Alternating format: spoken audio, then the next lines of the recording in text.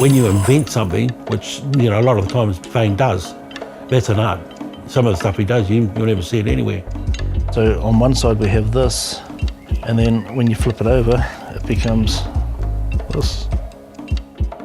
We were all taught sort of pretty basic, the generalised patterns, many different styles of patterns, tribal styles. But Fayne kind of plays with them a bit, mixes them up a bit.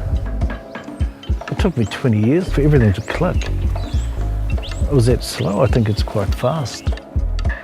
For me, growing up, Fayne was one of my idols. I mean, he's recognised as one of the modern masters.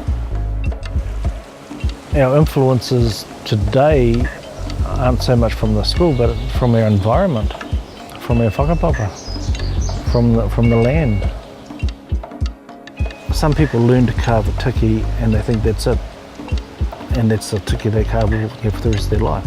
Yeah, they might become good at it, but what are they doing? They're just, that's a craftsman. I suppose that's the difference between a craftsman and trying to be an artist.